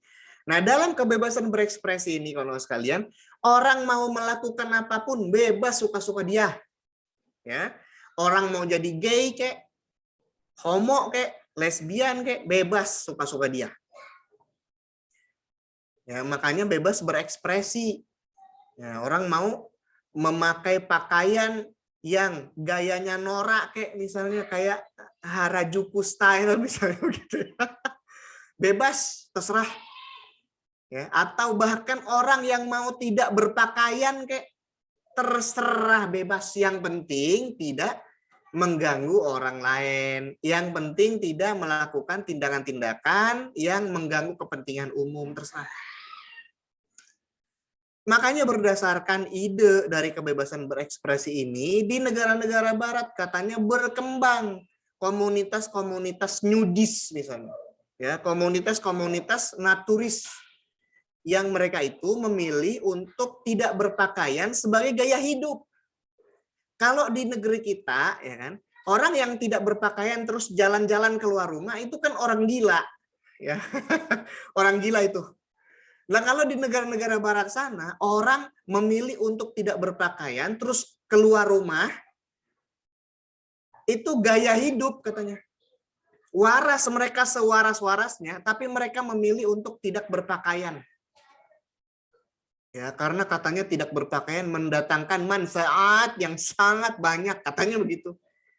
Lah orang kita aja lahir tanpa pakaian katanya. Lah ntar sekarang kita udah gede ngapain pakai pakaian, kata dia begitu kan. Nauzubillah min zalik. Ya enggak? Nah, itu semua terjadi karena apa teman-teman sekalian?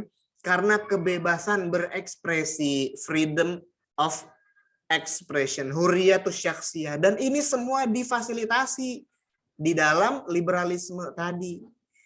Bertentangan dengan Islam enggak? Tentu saja sangat bertentangan dengan Islam. Ya bagaimana tidak bertentangan loh, orang Islam itu mengajarkan supaya kita itu taat kepada aturan Allah Subhanahu wa taala dan Rasulullah sallallahu alaihi wasallam. Di dalam Islam tidak boleh kita bebas berekspresi seenak udel sendiri, nggak boleh. Ya, semuanya harus tunduk kepada aturan Allah Subhanahu wa taala. Ya, sebagaimana dalam sebuah kaidah fikih disebutkan, ya, al aslu fil af'alit taqayyudu bil ahkam syar'i. Nah, seperti itu. Hukum asal dari setiap perbuatan manusia itu terikat dengan hukum syariat. Terikat dengan hukum syariat artinya tidak boleh kita melakukan perbuatan apa saja seenak perut sendiri, tidak boleh. Tetapi setiap perbuatan yang mau kita lakukan harus dikonsultasikan terlebih dahulu dengan aturan-aturan Islam. Nah, saya mau melakukan ini, boleh nggak nih menurut Islam? Oh boleh, halal, lakukan. Saya mau melakukan ini nih, boleh nggak nih menurut Islam? Oh haram, nah jangan dilakukan begitu. Oh saya suka nih sama si A teman sekelas saya. Ah mau dipacarin, tunggu dulu, boleh nggak nih menurut aturan Islam? Oh haram, jangan. Pacaran haram. Nah, jadi segala sesuatu itu, kawan-kawan sekalian, mesti dilihat dari sudut pandang Islam. Tidak boleh dilihat seenak perut kita sendiri, ya. Tidak boleh bebas berekspresi seperti itu. Nah, karena itulah kebebasan berekspresi haram hukumnya di dalam Islam dan sangat bertentangan dengan Islam. Gara-gara kebebasan berekspresi seperti itu, makanya peradaban Barat menjadi peradaban yang vulgar, peradaban yang porno gitu. Ya, sebab mereka membiarkan saja orang mau berpakaian kayak mau nggak berpakaian kayak begitu.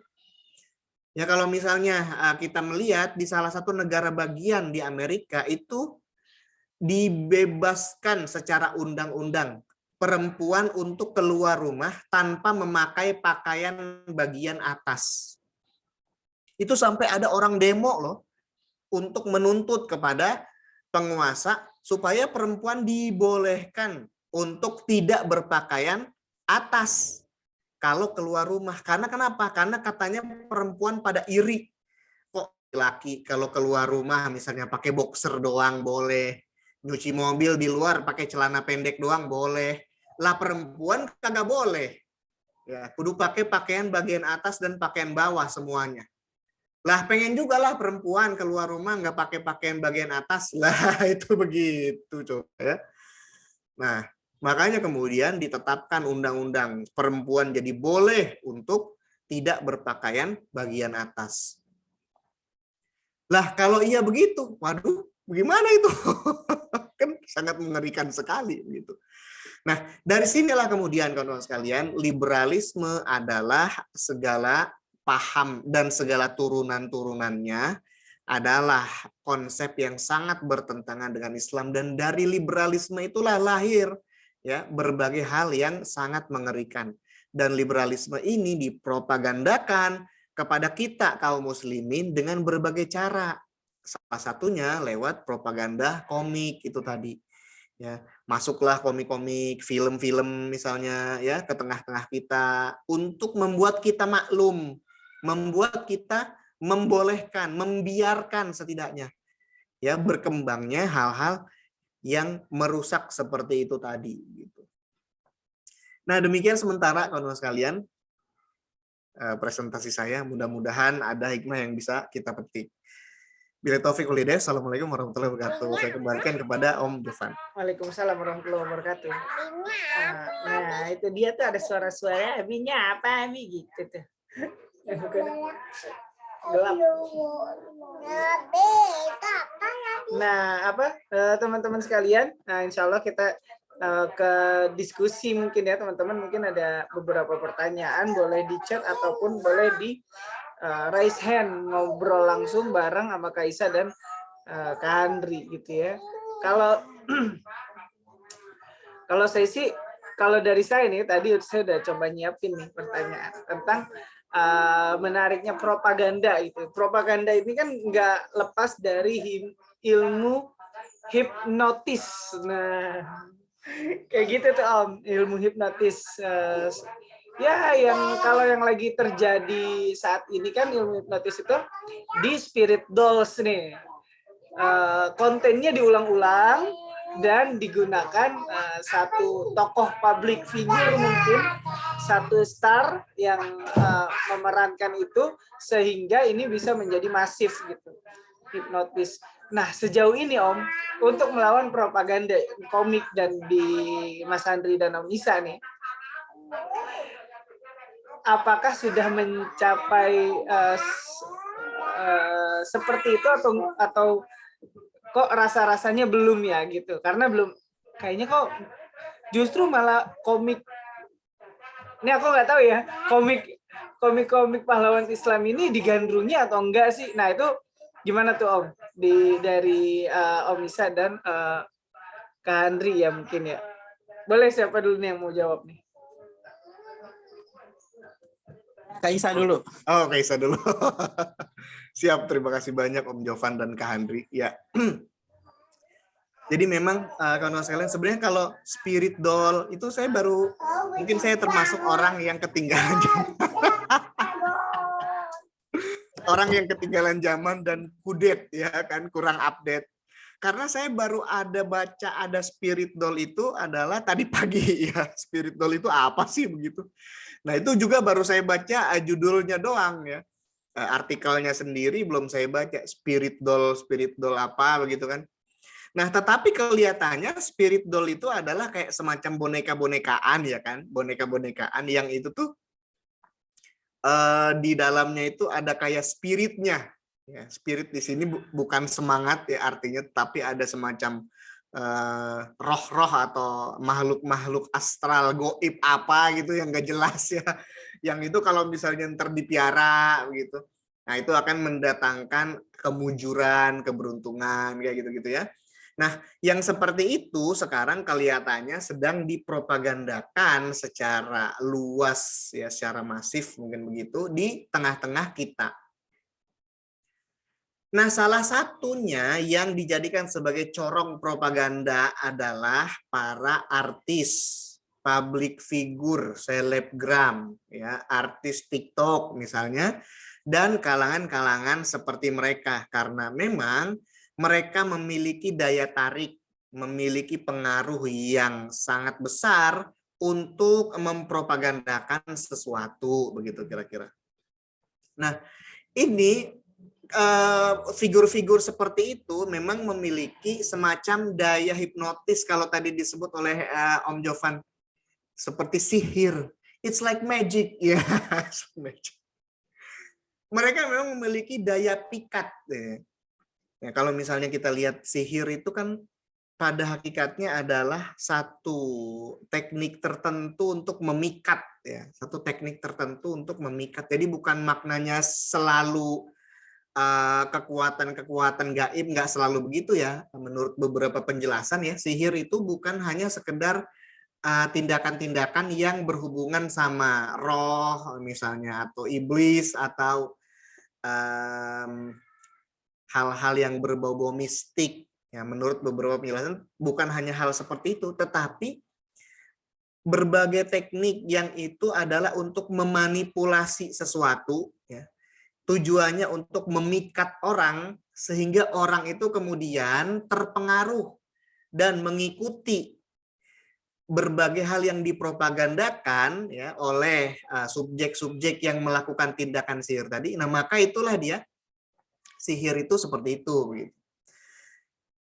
Nah, jadi memang orang-orang yang memiliki daya pikat ini ya seperti selebritis, selebgram dan sebagainya, itulah dia yang dijadikan sebagai corong propaganda ya seperti sihir gitu.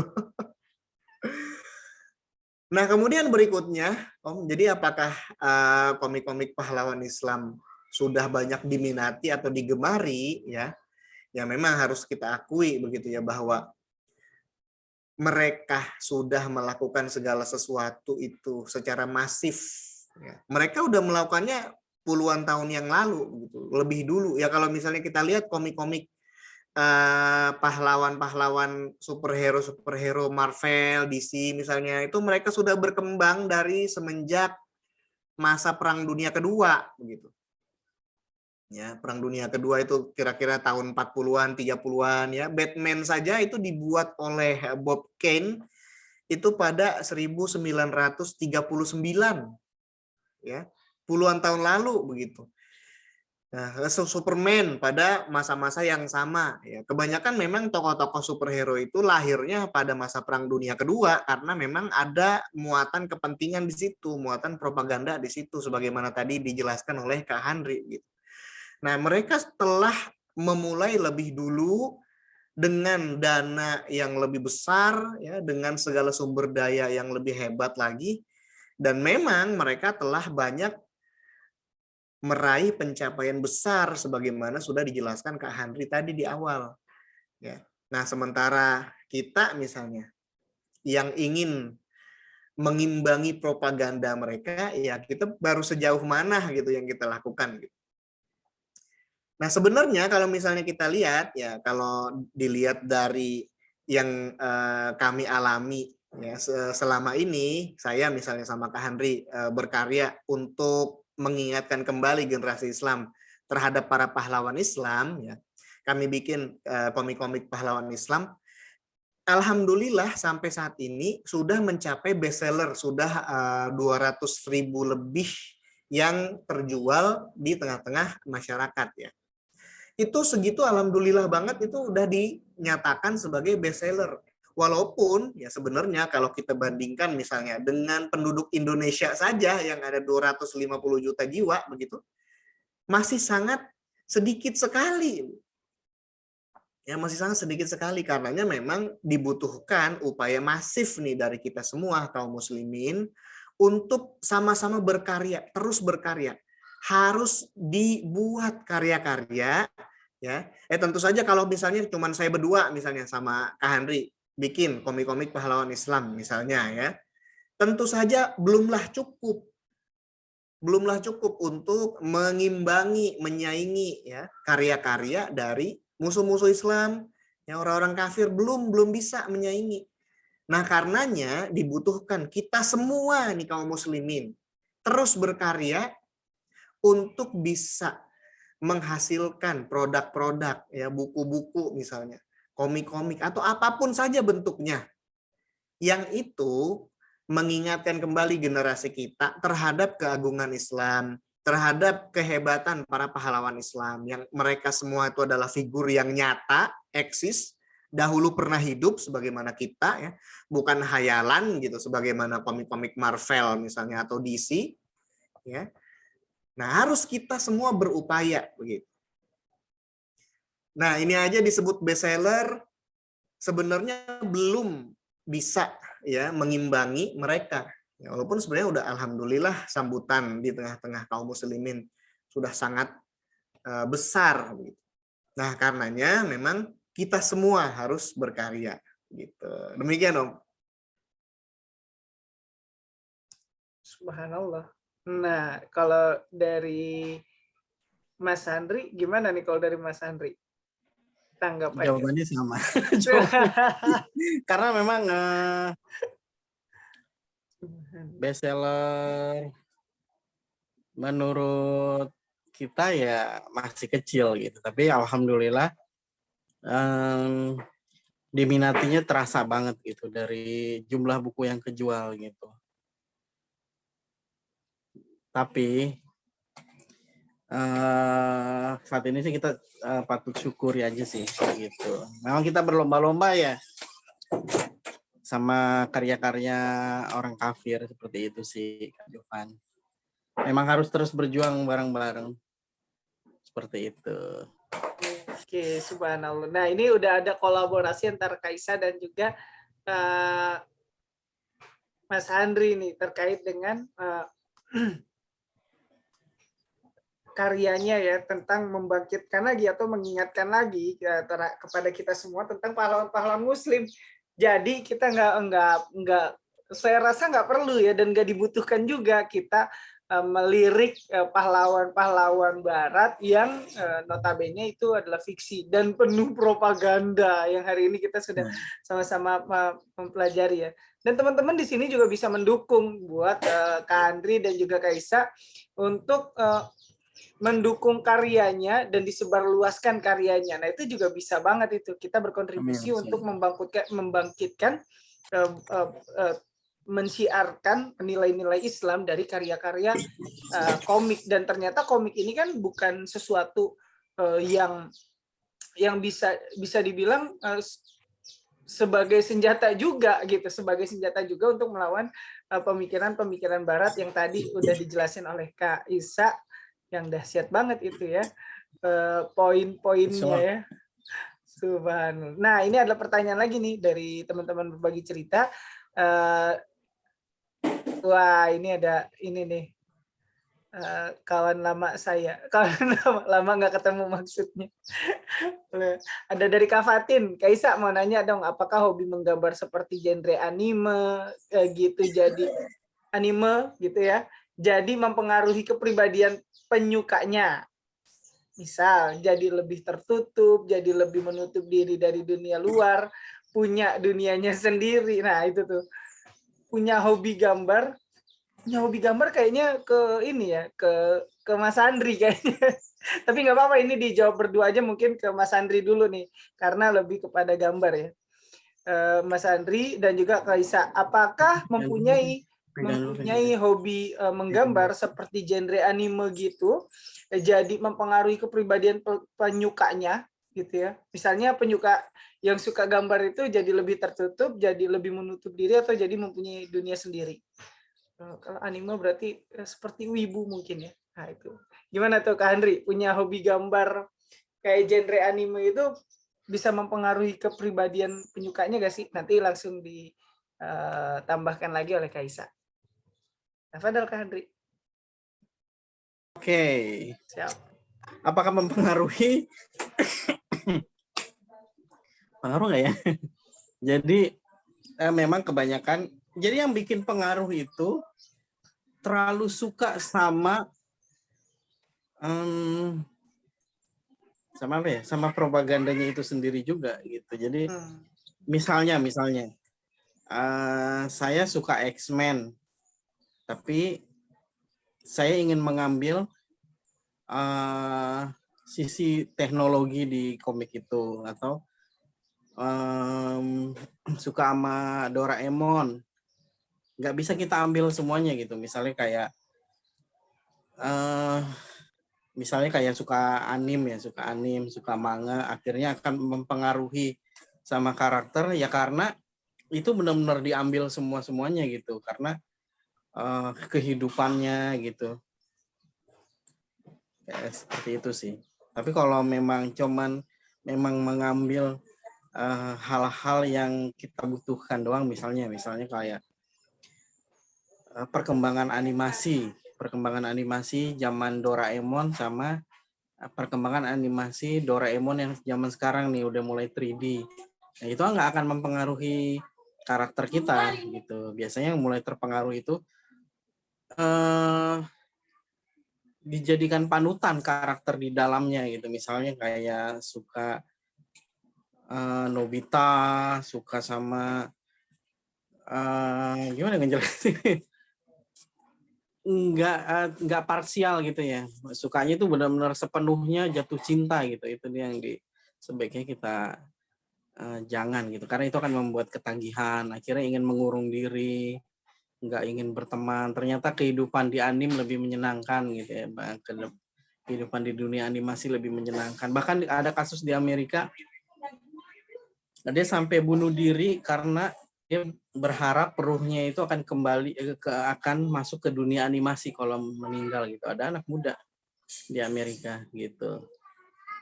Kisahnya ada di YouTube. Dia pegawai kayak Indomaret gitu, Indomaret, Alfamaret, minimarket ya, pegawai minimarket, orang yang tertutup, setiap hari nontonnya animasi. Tapi bukan anime Jepang ya, bukan anime. Tapi nontonnya animasi film kartun Amerika gitu. Nah, dia sampai akhirnya bunuh diri gitu. Itu ada juga karena terlalu jatuh cinta, yaitu melupakan ke dunia nyata. Sebenarnya sih bukan animasi doang. Orang yang menaruh hatinya ke suatu apapun kan membuat akhirnya memisahkan diri dari dunia nyata. Kayak sosmed gitu ya. Kalau dia terlalu suka sama Instagram, gitu, suka sama media sosial yang lain, akan membuat dia lebih senang sama sosmed ya, karena di sosmed dia bisa jadi seseorang yang menurut dia lebih sempurna gitu. Sedangkan di dunia nyata katanya dia bukan siapa-siapa gitu, kayak gitu. Nah, seperti itu karena untuk menghilangkan itu jangan sekedar suka, tapi kita berkarya juga. Jadi misalnya suka film apa sih anime yang terkenal, saya nggak ngikutin lagi sih. Misalnya yang gampang ya, misalnya suka Doraemon gitu. Jangan benar-benar cuman suka doang gitu. Jangan cuman suka sama Doraemon, tapi saya harus berkarya seperti yang dilakukan Fujiko Fujio, pengarang Doraemon, dengan versi saya yang lebih baik gitu. Lebih islami gitu, lebih menghibur, tapi punya batasan gitu, enggak kalau misal Fujiko Fujio kan, kalau Nobita nggak sengaja buka pintu ajaib, pintu kemana saja, kadang nggak sengaja masuk ke kamar mandinya Shizuka gitu kan. Nah, kita bisa bikin versi yang lebih baik. Jadi bukan sekedar suka, kalau saran saya supaya kita nggak tenggelam, akhirnya introvert ya. Jadi mengurung diri, akhirnya ketagihan, pengen lagi. Kalau animasi ini udah tamat, dia bingung, dia nyari lagi. Ya sama sebenarnya drama Korea, sosmed, semua kan seperti itu. Kalau terlalu mengambil alih diri kita, jangan sampai. Jadi kita tetap mengambil, kita manfaatkan sebagai wasilah hiburan semata untuk mengambil ilmunya, teknik-teknik bikin cerita gitu kan. Patternnya sebenarnya kalau kita nonton animasi Jepang, kita bisa ngeliat pattern. Kalau kita jeli ya, kita bisa ngeliat pattern cara mereka bikin cerita gitu. Akan ada 3 cerita, ada 3 karakter sentral gitu biasanya. Doraemon, Shizuka, dan Nobita, Shizuka, Suneo misalnya. Kayak kalau Dragon Ball ada Son Goku, Vegeta, Piccolo misalnya kayak gitu. Terus kalau misalnya Harry Potter ada Harry Potter, Hermione, sama satu lagi tuh. Terus Naruto juga pasti selalu ada 3. Itu pattern-pattern yang kalau kita jeli, kita nonton untuk sekedar cara membuat cerita yang menarik ya gitu. Itu boleh, itu nggak akan mempengaruhi karakter kita. Tapi kalau wah enaknya kalau bisa tinggal sama Nobita, punya taman buat main baseball, kalau sekolah seru sampai kita menyelami, ya itu gitu ya. Akhirnya kita tenggelam, seakan-akan kita hidup, seakan-akan kita bagian dari itu. Makanya orang Jepang ada yang sampai nikah sama bantal guling. Bantal gulingnya ada poster perempuan seksi anim. Ada yang sampai nikahin karakter anim, siapa sih, saya lupa namanya. Yang karakternya aja belum tentu mau dinikahin ya, walaupun di film kartun, tapi dia pede menikahi si kartun itu karena katanya jauh lebih bersih dari manusia ini itu. Seperti itulah, makanya jangan terlalu dalam sih. Lagian semua yang berlebihan kan dilarang dalam Islam, seperti itu. Nah, itu kata kuncinya tuh ya. Jadi jangan terlalu mencintai gitu ya. Sama manusia aja jangan terlalu mencintai, apalagi sama anime gitu. Sama tuh kayak film kayak animasi aduh lupa. Kimetsu no Yaiba. Nah, itu yang lagi saya tonton. Nah, itu teman-teman kalau nonton itu, wah bisa nonton dari awal ya, itu diolah banget tuh rasanya tuh, diacak-acak rasanya tuh. Kadang sedih, kadang kesel. Nah, itu bisa sampai sebegitunya. Cuman balik lagi tadi, jangan sampai terlalu mencintai gitu ya. Nah, itu teman-teman boleh. Nah, ini sekarang balik ke Kaisa untuk menambahkan. Makasih Andri, sama-sama menambahkan apa yang sudah dijelaskan. Silakan Kaisa. Baik, terima kasih banyak Om Jovan, Kak Handri. Mbak Fatin, terima kasih banyak pertanyaannya ya. Ini pernah dulu saya sama Mas Handri diundang sama Mbak Fatin di taklim remaja ya Bintaro. Alhamdulillah. Nah, jadi memang menambahkan dari jawaban Kak Handri tadi, harus kita akui ya bahwa karya-karya dari Barat misalnya, karya-karya dari mereka itu bagus. Ya, harus kita akui bahwa mereka itu bikin animasinya keren gitu kan, bikin story-nya juga bagus. kemudian punya visual effect yang bagus begitu. Bagus memang. Ya, nggak bisa kita pungkiri, keren, dan kita juga suka. Ya, saya juga suka Marvel begitu. Saya juga nonton DC Comics misalnya.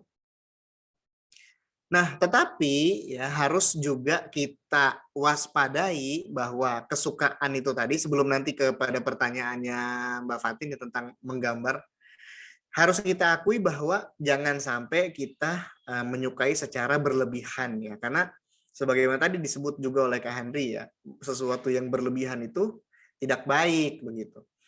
Ya, ada juga salah satu ayat dalam Al-Quran, innallaha la yuhibbul mu'tadin, sesungguhnya Allah Subhanahu wa taala tidak menyukai orang-orang yang berlebih-lebihan. Ya, kita menyukai Marvel misalnya, DC ya, tetapi harus mendorong kita untuk berkarya yang bagus. Nah, itu kan tadi disebut juga oleh Kak Henry, harus mendorong kita untuk berkarya yang bagus. Mereka saja untuk mempropagandakan kebatilan, kira-kira begitu ya. Nah, yang mereka propagandakan itu kan kebatilan. Apa saja ya? Itulah homoseks, gay, lesbian, itu kan kebatilan semua. Tapi mereka mempropagandakannya dengan karya-karya yang luar biasa. Dengan karya-karya yang maksimal, yang keren, pewarnaannya keren, story-nya bagus gitu. Nah, kemudian punya efek visual yang bagus. Kalau bikin film, filmnya keren gitu kan. Bikin CGI keren banget begitu ya. Jadi kawan-kawan kalau misalnya pernah nonton film King Kong tahun 2005 kalau nggak salah rilisnya, itu ada film King Kong yang King Kongnya itu kayak bersahabat sama seorang cewek gitu ya. Film King Kong bukan King Kong Skull Island ya, bukan. Film King Kong yang dulu yang rilis tahun 2005. Itu ada adegan si King Kong naik Empire State Building. Nah, menurut beberapa sumber, Empire State Building itu yang aslinya dibangun kira-kira 14 bulan, katanya begitu. Nah, tetapi CGI Empire State Building yang ditayangkan di film King Kong itu harus dibuat 18 bulan, jauh lebih lama dari bikin Empire State Building yang asli. Ya. Yang asli 14 bulan, CGI Empire State Building untuk film King Kong 18 bulan bikinnya. Coba kawan-kawan sekalian bisa kita lihat betapa serius mereka. Ya, betapa serius mereka berkarya untuk mempropagandakan kebatilan. Serius. Nah, kita ya berkarya juga harus serius sebab kita mempropagandakan yang hak gitu, yang benar. Mempropagandakan yang itu adalah ajaran Allah Subhanahu wa taala dan Rasulullah sallallahu alaihi wasallam. Maka yang seriuslah kita dengan kemampuan yang kita bisa. Ya, itu memacu kita harusnya begitu. Nah, apa yang kita dapat dari mereka ya, keseriusan mereka, misalnya tips dan trik, pola-pola seperti tadi juga disinggung Kak Henry ya. Cara mereka membuat sesuatu menjadi bagus, apa kita tiru tuh misalnya ya. Nah, itu sesuatu yang luar biasa, sesuatu yang bagus. Nah, tetapi kembali jangan berlebih-lebihan ya sampai introvert begitu ya. Nah, termasuk dalam hal menggambar. Nah, kembali kepada pertanyaan Mbak Fatin ya. Menggambar juga ya kalau misalnya berlebihan, nah bisa juga membuat orang menjadi introvert begitu, membuat orang menjadi terasing dari dunianya. Ya, memang bukan cuma menggambar saja, tapi berbagai aktivitas yang ada di sekitar kita kalau misalnya dilakukan secara berlebihan bisa membawa dampak-dampak yang negatif, ya, membuat kita menjadi selalu mengurung diri di dalam kamar misalnya, gambar aja doang misalnya gitu, nggak mau sholat begitu kan ya, nggak mau makan, nggak mau berinteraksi sama saudara-saudara kita, teman-teman kita yang lain, ya nggak mau melakukan aktivitas lain, maunya gambar doang. Nah itu udah berlebih-lebihan berarti gitu. Ya kembali kita menilainya dengan sudut pandang Quran dan Sunnah gitu. Nah, dari sini ya bisa kita ambil, kita bisa tarik benang merah bahwa segala sesuatu yang berlebihan ya tentu saja akan berakibat negatif, akan berakibat buruk. Karenanya sesuatu berlebihan, tetapi proporsional. Itulah yang diajarkan oleh Allah Subhanahu wa taala dan Rasul-Nya. Yang menempatkan segala sesuatu secara proporsional, melakukan aktivitas-aktivitas secara proporsional begitu. Dalam hal ibadah proporsional, dalam hal aktivitas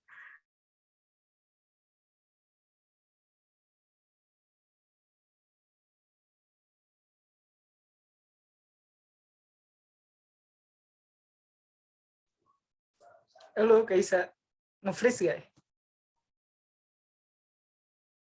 Oh kayaknya sinyal saya ya.